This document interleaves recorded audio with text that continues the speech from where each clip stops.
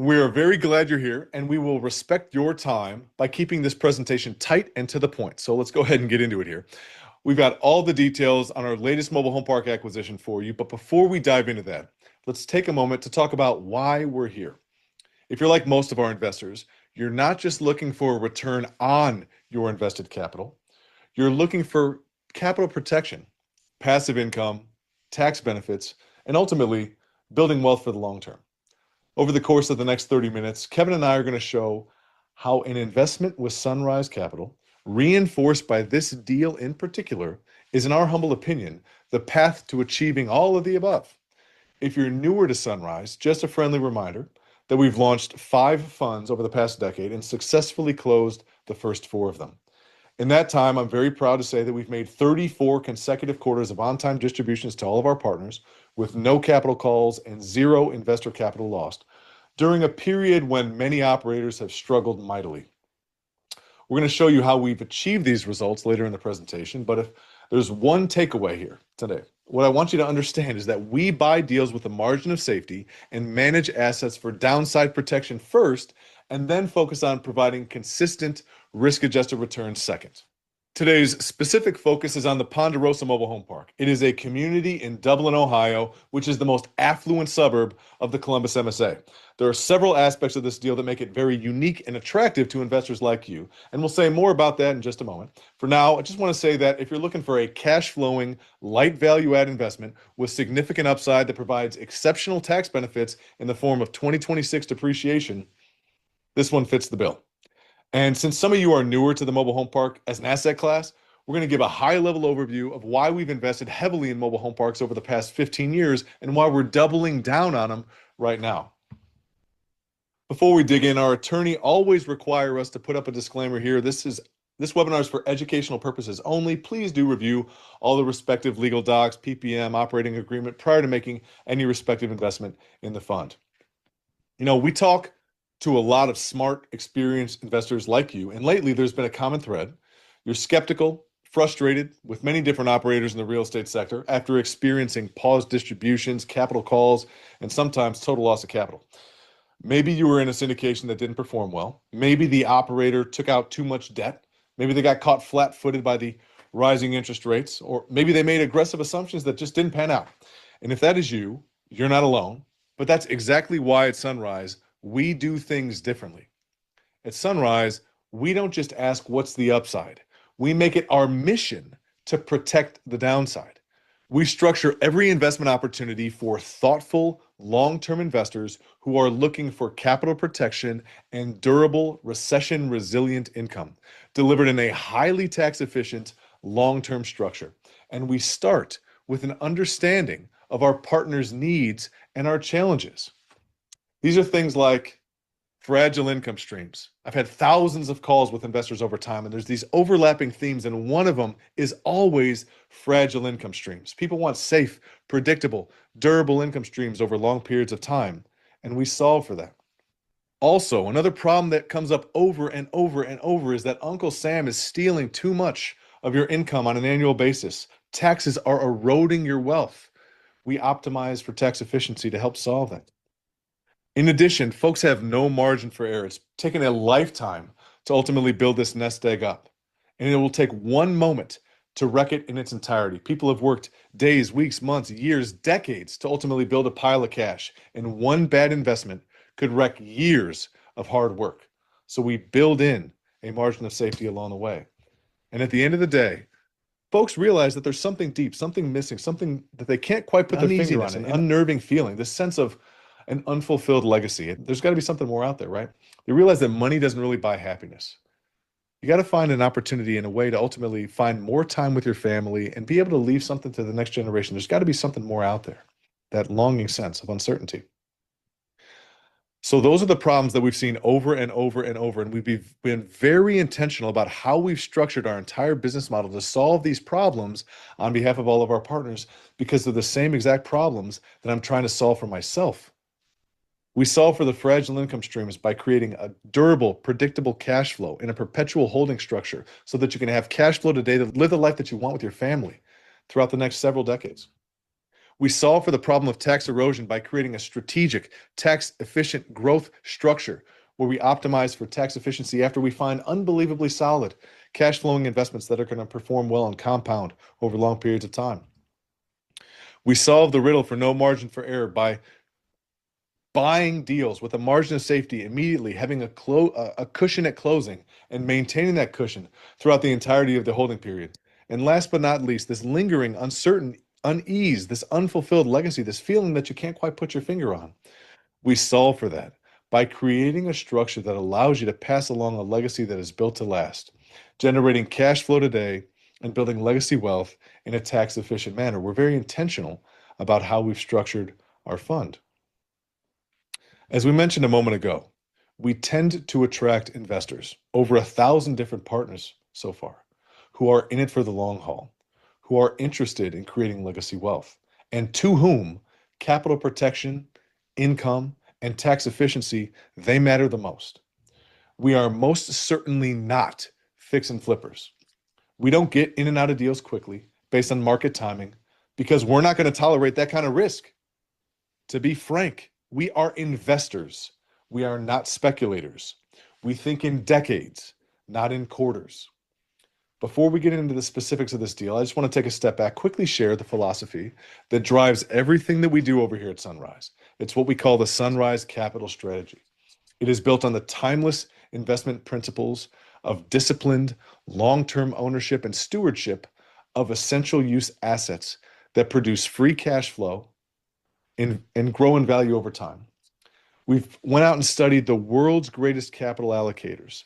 Henry Singleton, Charlie Munger, Warren Buffett, Sam Zell, the world's greatest investors. We've taken all of their golden nuggets, wrapped it up into our decades of lived experience, and ultimately roll it into the capital strategy. And over the past decade, that approach has powered 34 consecutive quarters of on-time distributions in full to all of our partners, returned capital in every single one of the funds we've closed, and created what we like to call perpetual passive income for all of our partners. Each individual letter in the word capital represents one of the pillars behind that success. C stands for cash flow. Real freedom comes from a reliable income, safe, predictable income streams over very long periods of time, income that's not going to go away. Very much like Warren Buffett's income deriving from durable, cash-flowing businesses like railroads, utilities, housing finance companies. We focus on assets that pay you cash flow regardless of what the economy is doing. A is add value. We want to be able to control our own destiny. We don't want to rely on Mr. Market to determine the outcome of our respective investment. We create value. We drive value ourselves. We control our own destiny by adding value to the acquisitions after we acquire the respective properties. We directly increase the NOI ourselves. P is protect the downside. Buffett's first rule of investing still stands tall. Rule number 1, don't lose money. Rule number 2, don't forget rule number 1, never lose money. We buy deals below the intrinsic value. We use conservative leverage. We design every single acquisition with multiple layers of margin of safety before we ever even look at the upside. I is invest, don't speculate. Our favorite holding period is forever. We focus on income and intrinsic value, not short-term trends. Our investors benefit from wonderful businesses, durably wonderful businesses that compound over decades, not chasing the next shiny object. Tax efficiency, T, tax efficiency. We structure every single investment to maximize after-tax outcome. Revenue is vanity, profit is sanity, but profit is just an opinion, cash flow is a fact. And at the end of the day, the only thing that matters is after-tax cash-on-cash return. Once we found a wonderful business, a durably wonderful asset, we optimize for after-tax cash-on-cash return so that we can help you keep more of your hard-earned money in your pocket. It's not about what you make, it's about what you keep. A, assurance of outcome. Predictability isn't luck, it is process. We engineer the result ourselves. Every single fund, every single property, every single quarter, we follow proven systems to great effect. We've been running this playbook for 15 years across over 50 deals and 15 different states. We've been all over doing this. And it's produced consistent, measurable results. We have an exceedingly high assurance of outcome that allows you to L, leave a legacy. The end goal is not just wealth. It's not just adding another zero to the income statement, another zero to the balance sheet. It is stewardship. We're helping investors build multi-generational portfolios that preserve both capital and values so that the wealth you create lasts long after you do. And that's the Sunrise Capital strategy in a nutshell. It is a disciplined, Buffett-style approach to essential use real estate. It's how we've built a decade-long track record of consistency, and it's the same exact framework that we're carrying forward here in Fund 5, continuing with the upcoming acquisition of Ponderosa. So, considering all the pillars of the Sunrise Capital strategy, it is no surprise that we love mobile home parks as an asset class. Over the next 20 minutes, we're going to cover a handful of things. First, a recap on why we love mobile home parks. Second, the Ponderosa deal overview. And third, an update on all the Fund 5 assets. You're likely familiar with the host of the webinar, but for those that are unaware, the two principals are Kevin Bupp and myself, Brian Spear. Kevin is the Chief Investment Officer, and he heads up our acquisitions and underwriting here. In a few minutes, I'll turn over the microphone to him to walk you through the Ponderosa deal in and of itself. He and his family live down here in the Tampa Bay area. I serve as the CEO of Sunrise.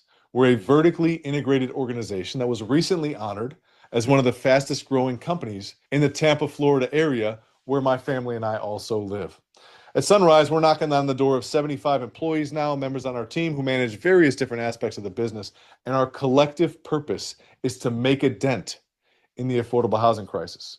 We know that we can't solve the affordable housing crisis ourselves, but I know that we can make a dent. And that's one of the beautiful things about this respective business. Mobile home parks, it's an absolutely wonderful business. You have the luxury of doing well financially while doing good socially.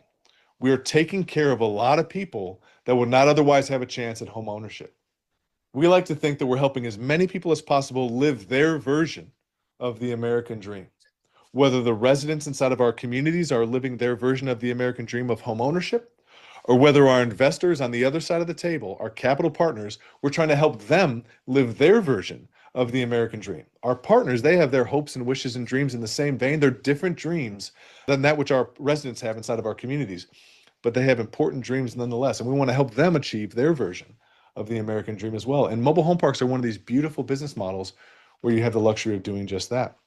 I'm also going to suggest you head over to Kevin's Real Estate Investing for Cash Flow podcast. It's one of the top real estate investing podcasts over the past 10 years. It's literally been downloaded millions of times all over the world. And of course, check out his book. It's a bestseller called The Cash Flow Investor.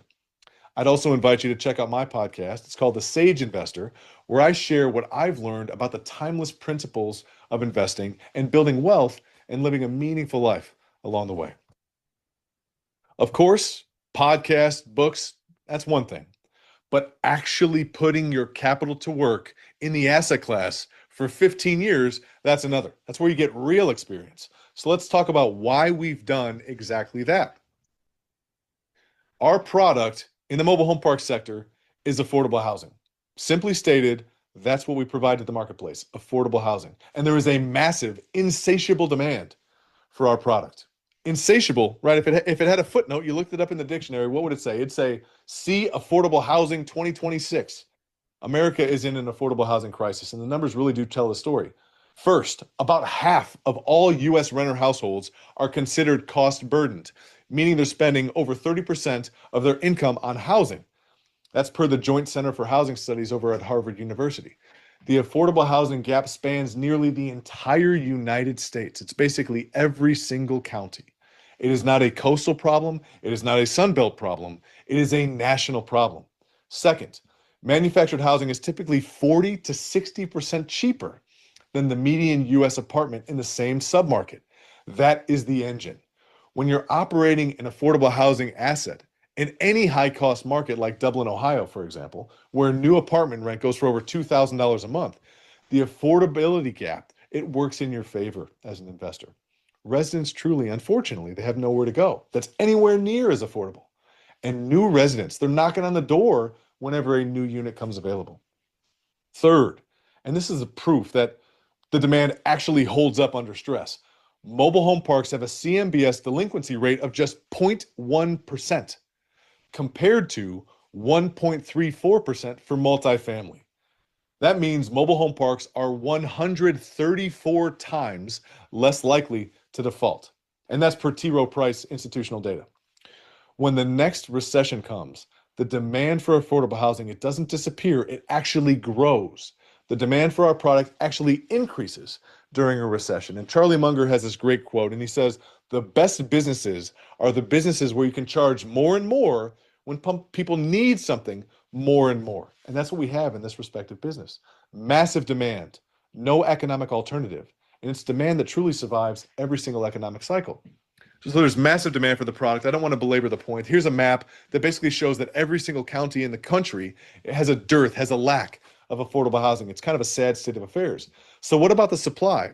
As a fan, as a proponent of Adam Smith's invisible hand, one would assume that with that invisible hand, new supply would be created to offset this massive demand in the marketplace. But that's not what we actually see. There's many reasons why that's the case, but I'll highlight two. The first one is the NIMBY syndrome, not in my backyard. And the second is the tax situation for the local municipality. In terms of the NIMBY syndrome, I'm going to assume that in your county, there's a lack of affordable housing. If I asked you personally, does your county need more affordable housing? The answer is probably yes, if you just saw that map. So I would say, great. What if I went ahead and bought the 500 acres immediately sitting next to your respective property, and I'm going to go develop a massive mobile home park with hundreds of homes? How does that make you feel? Would you want that to occur? The answer is probably no. And it's for this reason residents often come with torches and pitchforks whenever somebody proposes brand new mobile home park being developed. They don't want to see it happen. The NIMBY syndrome stops it in its tracks. Secondarily, most importantly, I would say, is that the math doesn't work. Local municipalities lose money whenever they allow a brand new mobile home park to be developed. Why? Because mobile homes are taxed as chattel. They're taxed as personal property as opposed to real property. If it were real property, they would receive far more property tax. But because it's taxed as personal property, it's a money-losing endeavor for the municipality. If they allow new mobile home parks to get zoned, it takes a lot of money to pay for the public education for hundreds of children on a rather small parcel of land, and all the fire chief and all the myriad of things that are necessary to cover the police department and the public utilities and the like. The government loses money when they allow these assets to be developed. And for that reason, there's no new supply. Massive demand, no new supply. Ultimately, this creates exceptional long-term compound interest. It's honestly a sad state of affairs from society at large, but from an economic perspective and from an investor's perspective, it is a boon. Folks that invest in this asset class have proven to do exceptionally well over many decades. And I know I just talked about the supply of mobile home parks. Only 97 of them were newly developed in the decade ending in 2016. And that's across the entirety of the country. But what about right now? I know that's outdated data, but this is brand new, fresh data.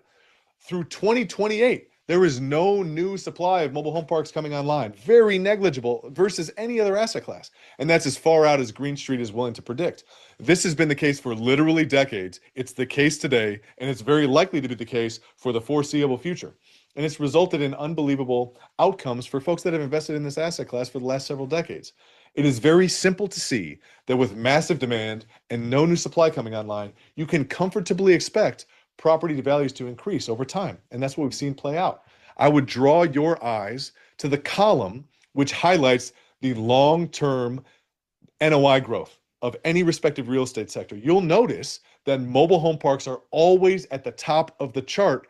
The reason that that's the most important is because if you're actually an investor and you're not trying to speculate, and you're not trying to time the market in the next year or two or three, you're actually trying to invest in the best asset class. You're not going to find a better one than mobile home parks because they provide the best compound interest out of any respective real estate sector. It's been the case for literally decades. It's the case today, and it will likely be the case for decades to come. And that's what we've seen play out. They provide the best risk-adjusted returns out of any respective real estate sector. And that's why we're so excited to add another asset into the portfolio.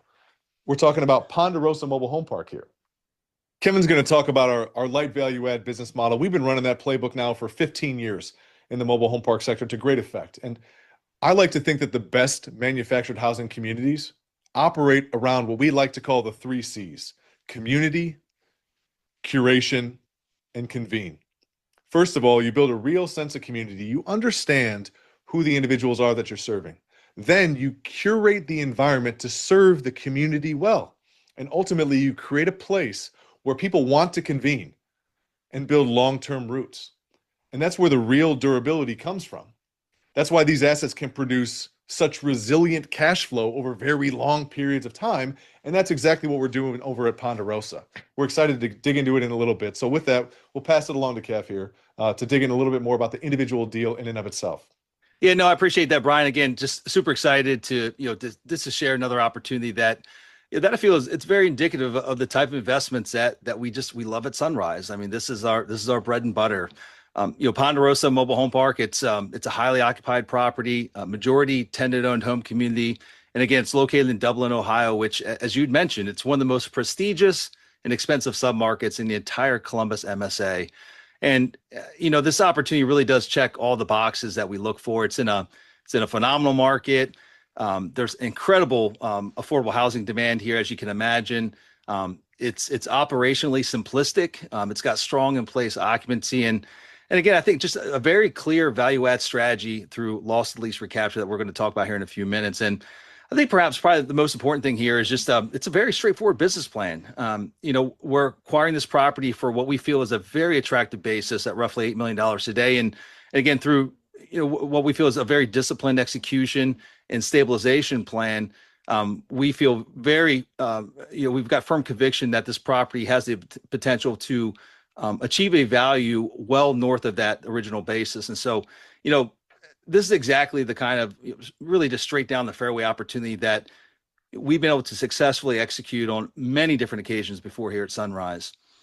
And so with that, just talk a little bit more about why Columbus, why Dublin. One of the reasons that we continue to expand our footprint in Columbus is because we truly believe that it remains to be one of the strongest and most durable growth markets in the Midwest. I mean, the data and the numbers would support that statement. And Dublin specifically really stands out because it's not just a good area. I mean, this is truly one of the most affluent and desirable communities in all of Central Ohio. I mean, you've got strong household incomes, you've got major corporate employers, continued population growth, and a very limited affordable housing supply. And median household incomes in this market are north of $100,000 annually, and home values continue to rise well above national averages. And so, again, just a very compelling picture that's being painted here. What that means for Ponderosa is that affordable housing becomes increasingly scarce and increasingly valuable over time as we operate in a market like this. And again, Ponderosa itself, it really does provide one of the few attainable affordable housing options here within a market where traditional home ownership, it's not just like the rest of the country where traditional home ownership is out of reach for most folks. I mean, you've got a market like this where, the average home costs north of $500,000. I mean, this is truly out of reach for the majority of folks that are looking to live and reside in Dublin. And so again, it creates long-term, demand for this asset class, and more so for the specific community. And just, one of the most compelling aspects of this opportunity is simply where the property sits geographically. Ponderosa is immediately adjacent to a massive master plan development called Avery Crossings. This development includes parks, green space, walking, biking trails, restaurants, mixed-use retail, and higher-end residential housing, including homes that are going to be selling north of $1 million. And what makes that so exciting is that our residents effectively benefit from all these surrounding improvements without us having to spend millions of dollars creating those amenities ourselves. And so in many ways, this surrounding development really acts as a free amenity package for the community. As the surrounding area continues to improve and mature, the positioning of Ponderosa only becomes stronger over time. And so diving a little deeper into this master plan community, the Avery Crossings project is expected to bring approximately 1,800 new residential units to the immediate area. And then pairing that with nearly 50 acres of parks, trails, and lots of different open space. This really is one of those rare situations where surrounding development becomes a major long-term tailwind for this asset. Again, as if you got the new retail that's opening up, the restaurants, all the new infrastructure, and the residential growth, as that comes into the marketplace, the overall desirability of the location improves significantly. And important to note here, there's also a planned landscape buffer between the actual development itself, Avery Crossings, and the mobile home park, which will ultimately help preserve the privacy and the feel of the community itself. And so, it's not going to be, you're not going to have this big looming master plan community having a negative impact on Ponderosa. In fact, it's only going to benefit the community itself. This is it's very much what I feel is it's a very unique positioning opportunity that we truly feel creates long-term value well just beyond the initial business plan itself. Again, I think there's not a lot of occasions where you could say that immediate local development might benefit a community, but in this case, it is pretty much the fact. It's going to be a beautiful amenity package that now these residents have the ability to take advantage of. Another reason that we love this opportunity is the stability of the resident base. So this is a 55 plus age-restricted community with approximately 97% physical occupancy and almost entirely tenant-owned homes. At the present time, there are only 2 park-owned units in the entire community. And that's important to make note of here because tenant-owned home communities generally create much lower turnover, more stable collections, lower operational intensity, and just better long-term resident retention. This is not your typical, heavy turnaround story. This is very much already a stable, well-performing community located in an exceptional market. I mean, the prime opportunity that exists here is simply correcting rents closer to market over time. And this is really where the core value creation comes from. Again, current lot rents average approximately $450 per month, while comparable market rents are closer to the mid $600 range. In fact, there's a number of communities in and around the Columbus MSA that are pushing $800 a month. And so, again, just using a conservative approach, which is what we're sharing here, this represents roughly a 44% rental upside. And guys, this is exactly the type of opportunity that Sunrise has built its business around over more than a decade of being in this business. We're not relying on speculative development. We're not relying on aggressive rent assumptions, and we're not relying upon market timing. We're simply purchasing a high quality asset with below market rents in a phenomenal location and methodically bringing those rents closer to market over time. And in my opinion, and all of us here at Sunrise, we feel as though that's just a very straightforward and a very executable business plan. And so, speaking of the business plan itself, I mean, our execution strategy here it's intentionally simple. First and foremost, we're going to begin phased rent increases in a very thoughtful and responsible manner. Second to that, we'll complete the infill of the remaining vacant homes during year 1. And third, we'll execute targeted capital improvements that just improve the overall resident experience and protect the long-term asset value. We've allocated roughly $160,000 toward improvements that include things such as repaving the roads. There's some stormwater repairs that are going to be done. We're going to enhance the signage throughout the entirety of the community and just really enhance overall curb appeal for the residents. Again, this is not a heavy CapEx project. This very much is operational execution combined with strong underlying market fundamentals.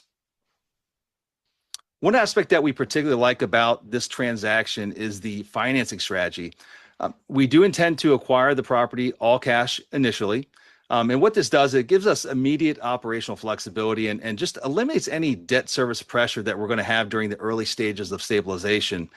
Now, once we've been able to season the collections and substantially recapture that loss of lease that I spoke to, we then intend to place a long-term agency loan on the property. And we believe that this is just a very thoughtful and conservative approach that allows us to maximize flexibility while reducing any type of risk during the transitional period. Now, when you take a step back and you look at the full picture here, this opportunity is very representative of the Sunrise investment philosophy. I mean, guys, we focus on durable, affordable housing, high quality markets, operational simplicity, majority tenant-owned home communities, and clear value-add opportunities with strong downside protection. And that's exactly what Ponderosa represents. It's not a complicated story. This is not a heavy value-add turnaround play. This is simply a strong asset in a phenomenal location with very obvious upside that we're buying at an incredible basis. And so with that, again, we're incredibly excited about the opportunity here. And again, just what it represents for our continued expansion throughout the Columbus market. Again, this is a market that we know very well. It's a market that we continue to believe in long term. And we believe that Ponderosa is positioned exceptionally well for durable cash flow and long-term appreciation. So with that, Brian, I'm going to pass it back to you, my friend. All right. Thank you very much, Kev. One more thing before we wrap up here, and this one is important for those of you already thinking about 2026 tax planning. Based on cost segregation work, we expect a substantial portion of Ponderosa's purchase price to flow through as depreciation for 2026 investors. Conservatively, we're looking at up to 80% of the purchase basis being allocable to depreciation. That's the kind of K1 line item your CPA is going to want to know about, okay? For many investors, this can meaningfully increase your after-tax cash-on-cash return in 2026. Because at the end of the day, it's not about what you make, it's about what you keep. For example, in 2025, investors in Fund 5, the vehicle acquiring Ponderosa, received 93% of their invested capital back as a passive loss on their K1. And that was not a one-time fluke. Mobile home parks are one of the most tax-advantaged asset classes, and Sunrise investors, they've seen this over and over again. They've received, on average, over 90 cents on the invested dollar back in depreciation over the past 8 years.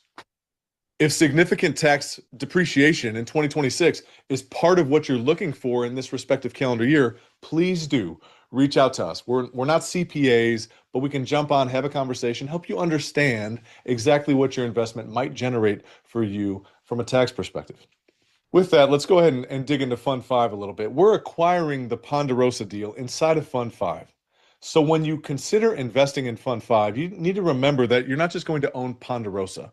You're also going to own 7 additional assets that are individually performing very well. So what excites us about Fund 5, it's not just one individual asset, it's the cumulative strength of the portfolio that we're assembling.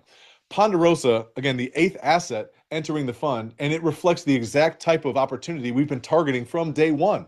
It's got durable cash flow, operational upside, and downside protection. We're not trying to build a flashy portfolio. We're trying to build a very resilient one, a portfolio engineered to compound over long periods of time while generating meaningful tax advantage cash flow along the way. And, frankly, in today's environment, discipline matters more than ever. We would rather miss out on a deal here or there than compromise the long-term integrity of the fund. And this Ponderosa deal, like Kevin has said, is right down the fairway. It's the same light value add business model we've been running for 15 years. We believe the foundation inside of Fund 5 is becoming exceptionally strong. And we're very excited about where the portfolio sits today, not just because, of what's already inside of the fund, but because of the opportunities that still lie ahead.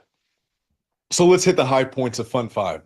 We have a max offering amount of $50 million, a minimum investment of $100,000.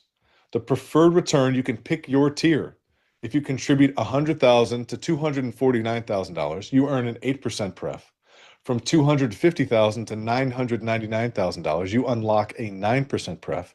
And at the $1 million or more mark, any legacy investor as well, you step straight into the 10% preferred return.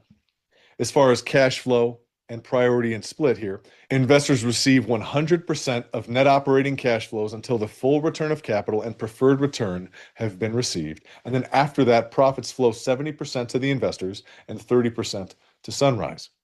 We're targeting a 14 to 18% annualized return with a 6 to 8% average cash on cash along the way. Distributions are paid quarterly, and we expect to start the Fund 5 distributions in the fourth quarter of 2026. This is a long-term buy and hold style fund. Because this is a rolling close fund, subscriptions are now open and units are allocated on a first funded basis. That is the snapshot, high-level overview.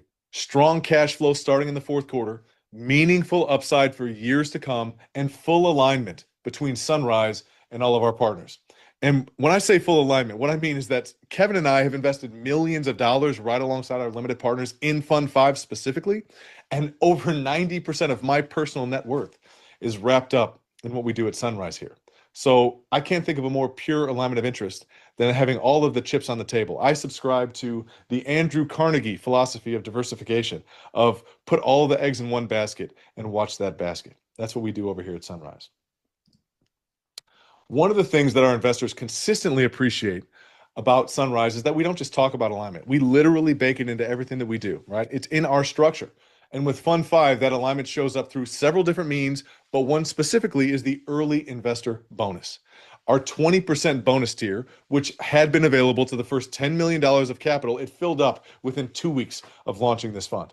Our 15% and 10% tranches also went quickly. We're now in the 5% bonus tier. And based on the current momentum, we expect this allocation to be gone relatively quickly. So if you've invested with us before, you know that this is an opportunity where that window closes, but it's an opportunity where acting early matters the most. Early capital doesn't just start working sooner, it actually captures more of the upside as these assets stabilize, as they appreciate, and they strengthen Fund Five's long-term capital engine, that income engine along the way. And with that, I am proud to officially share that the Ponderosa Mobile Home Park is set to become part of the Sunrise Growth and Income Fund 5. This fund builds directly on our track record: 34 consecutive quarters of on-time distributions, no capital calls, zero principal losses, and over $1 billion in total transactions. Fund 5 is designed to deliver the same consistency, scalability, and security that our partners have come to expect. An investment in Fund 5, it provides capital protection, tax-advantaged income, and long-term equity growth. As always, our focus is simple: protect the downside, grow capital responsibly, and align every decision with our investors' success. If you're ready to take the next step, we would be honored to have you join us in Fund 5. Your capital is going to go to work with the acquisition of Ponderosa Mobile Home Park, earning income, creating stability, and building legacy wealth for many years to come. All right, everyone. I know we've had a lot of great questions come in, and Kevin and I, we're going to do our best to cover as many of them as we possibly can today. If we don't get to yours, our team is committed to following up directly with you within the next 24 hours. And if you're ready to move forward, the next step is simple. When you're ready to invest, scan the QR code on the left to begin the process. If you'd like to speak with one of the team members about your investing options, scan the QR code on the right. On behalf of the entire Sunrise team, thank you very much for your time and your trust. We look forward to partnering with you to generate cash flow and build legacy wealth together. Now, let's go ahead and jump into some of the questions here. Yeah, well, good deal. Well, let's just dive in here, and we got a number of questions that have kind of that have racked up here over the last 40 minutes or so. And so, Brian, let's just dive in and start rolling here. And I'll go ahead and take the first one. So this is a good question. And it's relating to the debt piece of the deal. Can you explain again what you're doing with the debt on the Ohio deal, and then it's kind of a follow-up question here: what kinds of debt are on the other properties inside of the fund? And so I'll start with the this Ponderosa deal. So for this opportunity, we're intentionally acquiring the asset all cash at closing rather than placing permanent financing on day one. And the reason really is tied to the to the value creation plan that we shared here on the webinar here today. There's really three major drivers of upside that we expect to execute during the first year and a half of the value plan. First one being that we're going to recapture a meaningful amount of the significant loss of lease that exists. Second to that, we're going to rehab a number of vacant homes that are in the community. And then the last piece of it is there's a couple vacant lots as well. And so we're going to bring in some brand new homes and infill those vacant lots. And so, these three initiatives will ultimately, create a meaningful amount of additional NOI. And with additional NOI comes additional value. And so that's going to be relatively quickly after the acquisition, again, within the first year and a half. And so if we were to place long-term debt on the property today, that newly created equity based on the value creation plan would simply become trapped until a future refinance event, which is likely going to be many, many years down the road, right? If we put our typical debt in place, it would be 5 years until we could tap into that additional upside. And so in any event, so that's why we're going to buy it cash. We're going to execute in the plan and then ultimately put the intent is to put an agency loan, Fannie or Freddie loan in place once we've maximized the majority of the equity in the property. And so, and I think as far as it relates to the second part of that question, across the rest of the portfolio within the fund, our debt strategy remains. It's just it's always very disciplined and consistent with how we've always operated our properties. The assets inside the fund are financed using a combination of both agency and CMBS debt. And each one of these loans they're structured with fixed interest rates, lower leverage points, no floating rate debt structures or anything like that. Very strong debt coverage service ratios. In general, we target approximately 60 to 65% loan to value leverage on any of the respective deals that we do, both the ones that are existing in the fund today, as well as when we go to put a loan on Ponderosa. And really what that allows us to do is just maintain really healthy DSCR cushions. Again, just leverage is the one component that really can kill a deal. And so we're very cautious and very conservative when it comes to the leverage piece of it, really looking to always protect the downside risk of any deal that we're doing. So hopefully that answers that question there. Brian, anything else? If not, I'm going to pass. There's a good question that came in for you, and I'm going to pass it over to you, my friend. Yeah, I mean, nothing to add there. Just trying to be conservative. We always, build in a cushion at closing of a margin of safety and just try to keep that cushion throughout the entirety of the holding period. And financing is one of those ways that we do that. It's a huge piece of ensuring that you're protecting the downside risk. So, nothing Yeah, else to add good there, deal. bud. Okay, good deal. So, what does the 5% early investor bonus mean for me? So, you mind speaking to that, my friend? Yeah, great question. The 5% bonus is really designed to reward investors who come into the fund earlier. The reason's pretty simple. Early investors take on slightly more uncertainty because not every asset in the fund's been acquired yet. Later on, investors, they have more visibility because they can basically see more of the portfolio or basically the entire portfolio that's already been assembled. So in the spirit of fairness and alignment, we created early investor bonus tiers. And here's kind of essentially what it means in practicality, right? Under the standard fund structure, after investors receive their return of capital and their preferred return, the remaining profits are typically split 70-30, 70% to investors, 30% to Sunrise. And with the 5% bonus, investors receive 5% of the general partners promote that would otherwise go to Sunrise. So instead of a 70-30 split, your economics effectively become approximately 71.5% to the investors and 28.5% to Sunrise. And while that might sound modest, in the very long term here, in a buy and hold structure fund, that additional share of the upside can be very, very meaningful over time. The earlier 20%, 15%, and 10% bonus tiers, we've already fully subscribed those along the way. We're now in the 5% bonus tier. And once that allocation is gone, it's gone. So if you're, sitting on the fence considering Fund 5, you want to participate in the remaining early investor bonus, now is really a good time to go ahead and have that conversation with the investor success team, jump on, have a call. And I'd say the key point is this: the bonus structure is an alignment mechanism.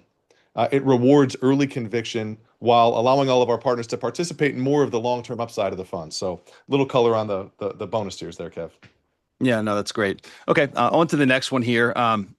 For this deal, why doesn't the seller just convert the land to a luxury housing development like he's building around it? So I think that's a great question. And while I can't speak definitively to the seller's motivations here, my understanding is that there are several, I guess, practical and probably also economic reasons why preserving this community made more sense than redeveloping it. I guess first and foremost, Ponderosa, it provides some of the last truly attainable housing options, and what is arguably one of the most expensive submarkets in the Columbus area. And so, redeveloping and displacing residents, I would think would probably create significant community and public relations challenges for this development group. They're a very well-known, reputable development group, and so I think that's a big piece of it.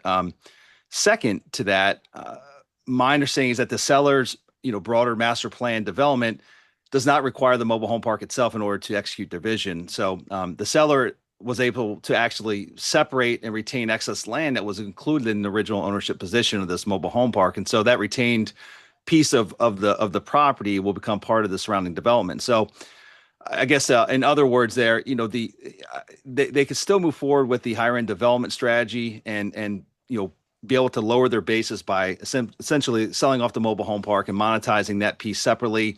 And again, not necessarily having the negative lashback or pushback that might come from a PR perspective if they went, forward with the plan of actually shutting down the park and displacing, over 100 residents. And so again, I can't speak definitively to their motivations, but that's what I've gathered from the many conversations that we've had with them. With that, Brian, another question for you, my friend.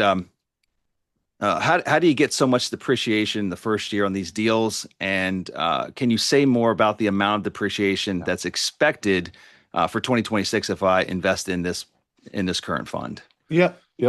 We always get questions on depreciation. For those unaware, depreciation is a superpower, right? One of the reasons we love mobile home parks is that they're remarkably tax efficient.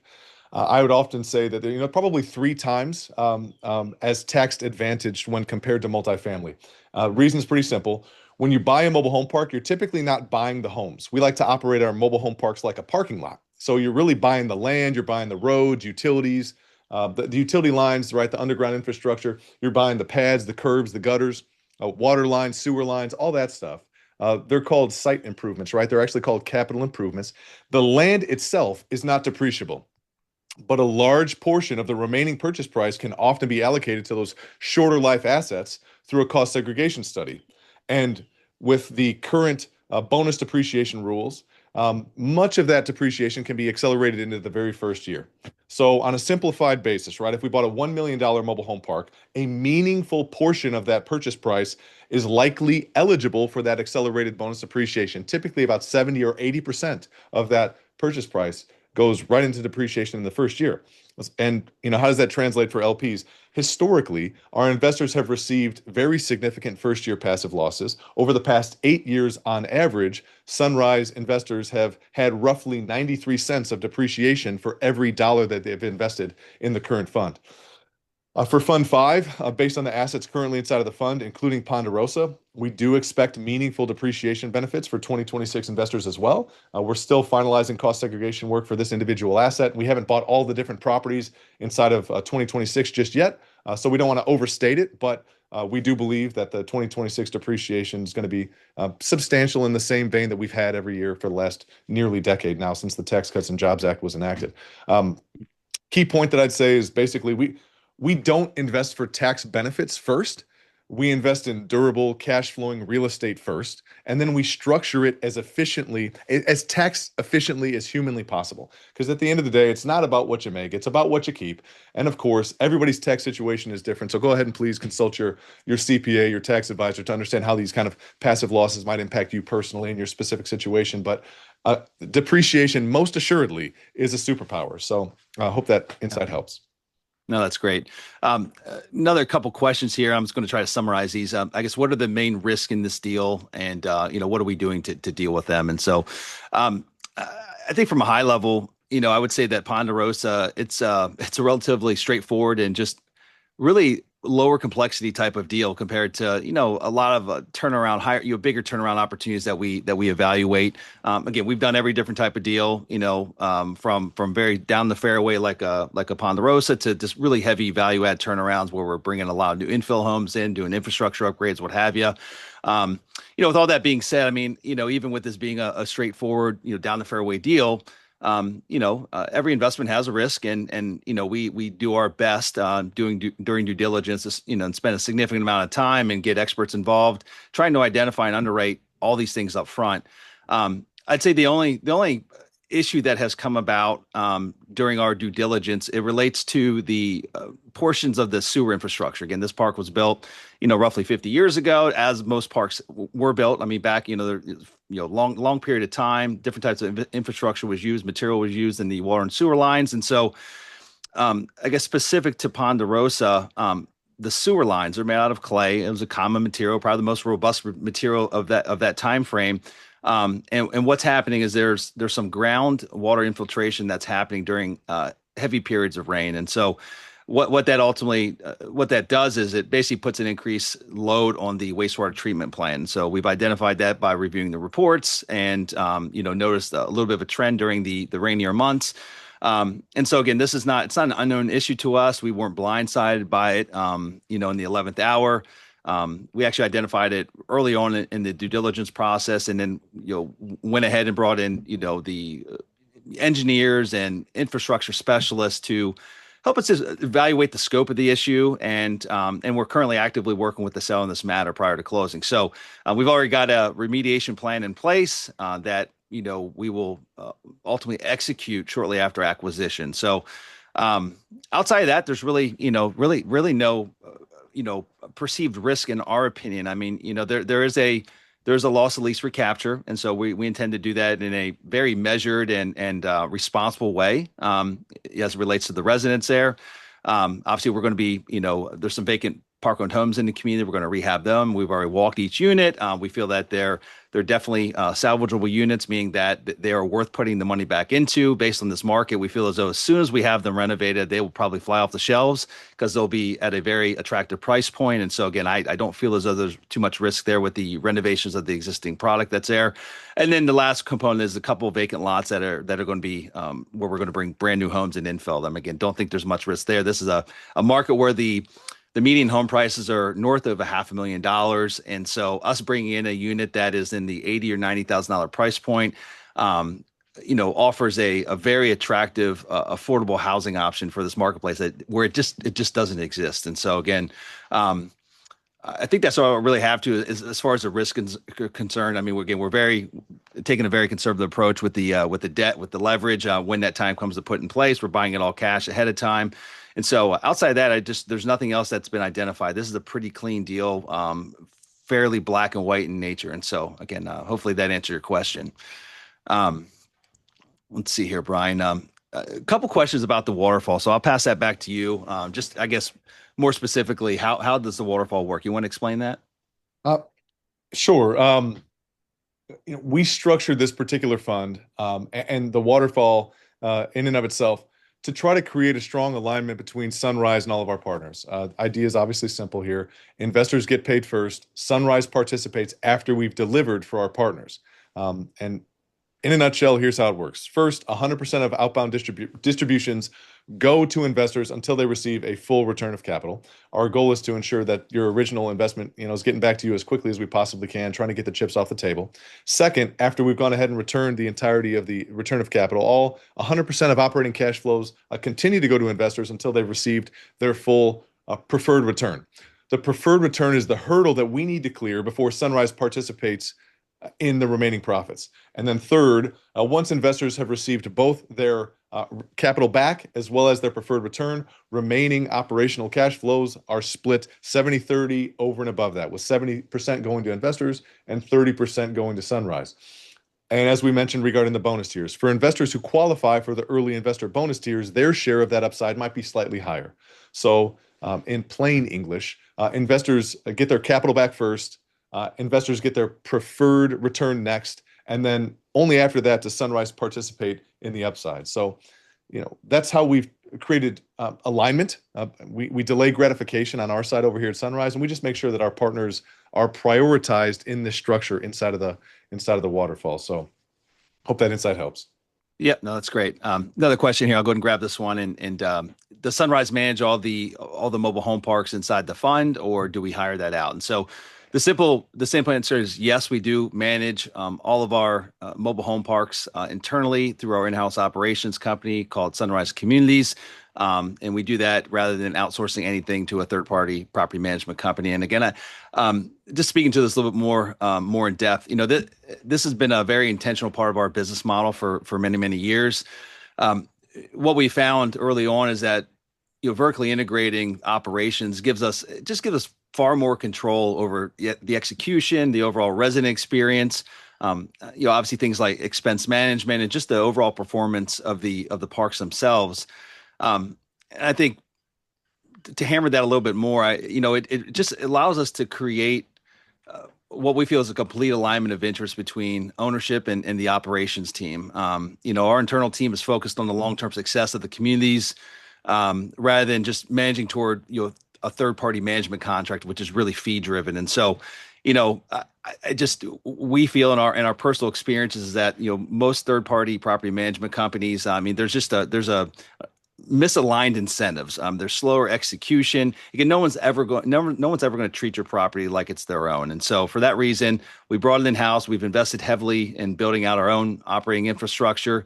That includes director of operations, regional leadership, community management. We've got maintenance oversight. Basically, everything soup to nuts is done in-house. Brian, I don't know if you want to elaborate on anything there, but we got a couple more questions. I would just add that I couldn't imagine doing it any other way. From my perspective, vertical integration matters. Those that don't have vertical integration don't have the best alignment of interest with partners along the way. There's been a lot of guys that have been quote unquote professional capital raisers in the last handful of years that have popped up over time and kind of tried to buy some multifamily deals and outsource the property management to a third party. And when you look at the number of parties involved in that transaction, by the time that you have the investor, the LP on the front end investing in the deal, that goes to the general partner, that goes to the third party property management company, and the asset management team to the third party property manager, all the way down to the leasing consultant, et cetera, there's such a massive gap between the actual individual that owns the property and the people that are actually doing the work on the ground that it doesn't provide that coordinated alignment of interest, in my humble opinion.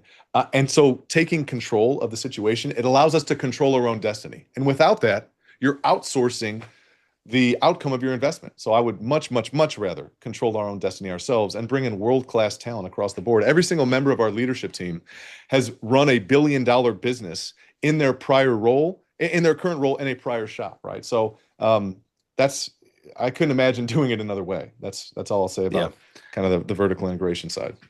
Yeah, no, well said. And another question here, Brian, I'll pass back to you, is if someone invests now, I guess when will they receive their first distribution? And then I Yep. guess a follow-up to that would be how much do they expect, in the first year or two of being invested?